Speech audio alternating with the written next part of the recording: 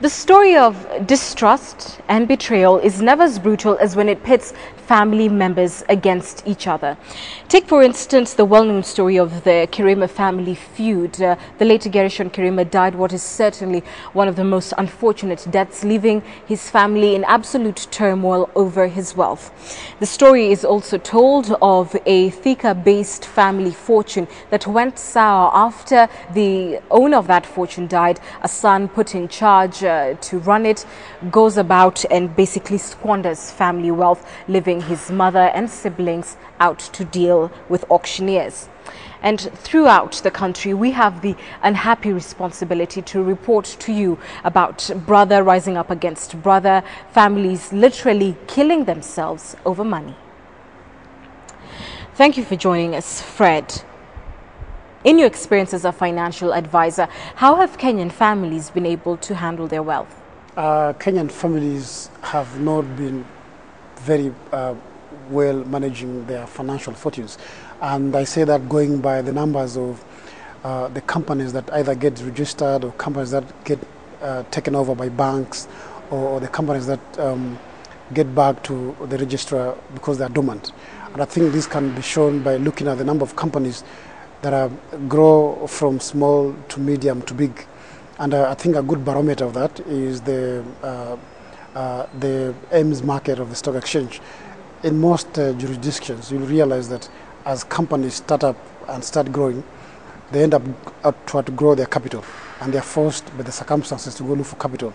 And that capital can come from banks, or family members, owners' capital, or from the public, which is the stock market.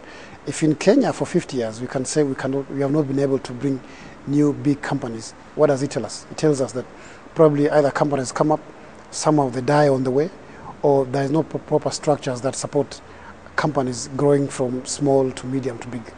How do you ensure that everyone knows their rightful role in a given business or organization, so that it's already stipulated where, emotions aside, there's a set down procedure as to who does what? It's a very difficult thing to do. But the thing is, most companies, when the owner runs it, he runs it as the owner, and therefore he knows his capital is there. He has to work harder to make sure that capital comes back with a profit. So that's one. Secondly, he always knows that also he's the manager. And being a manager, he needs to keep costs down. He needs to be able to keep developing the company, probably objectives, probably going out to do a bigger market share, and therefore grow the business. However, this kind of sets and principles do not get passed on to the next generation. And when the new owners, so to speak, come to manage the business, first of all, they have not put in their own capital.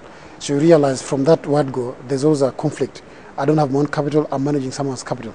That owner, who is supposed to be taken out from the father, is like any other employee. They don't have that attachment because they don't have capital.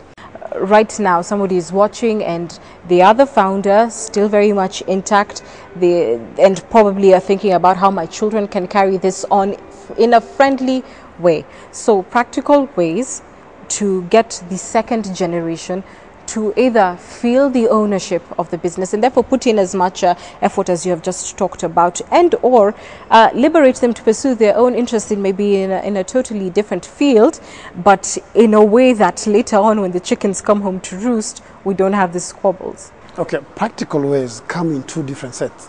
As you're running businesses, the businesses run in two principles. One of them is capital, and therefore the owner has to decide if they are going to put capital, or they put capital to run the business, and they want to the next generation take over, how is it going to be shared? How is it going to be put in place so that the children can be able to appreciate this is the capital we're working on, the rest is company resources. But family businesses, is that done as much in your experience? I think some of them do. Some of them just go by the business name, in which it becomes legally a bit challenging for the business to continue if it goes in business term.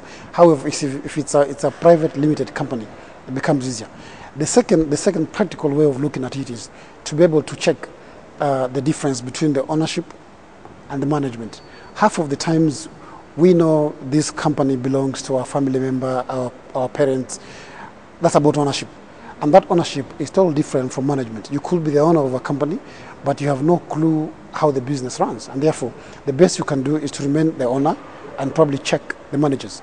And in this particular case, being the son or the daughter or the founder does not entitle you to go and manage the business. How important are wills? It's very, very important, particularly for the sole proprietorship, where the owner has been managing the business and he owns the business. A time comes when you need to be able to say, as I'm departing, or as I'm trying to leave the business, I'm retiring, this is how I want the business to be shared. And that's the ownership side. And you can say, I have 2 sons and 2 daughters, I want to give them 25% each, probably to own the company. And therefore, you must go forward and incorporate that will in that partnership agreement, where you can say, out of this business, worth this much of assets, I'm going to distribute in this kind of nature and manner. And once you sort out that issue of ownership, then it comes to the management. The family does not have to be the manager of the company.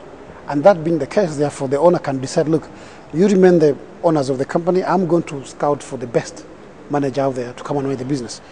Thank you so much for speaking to us. Thank you.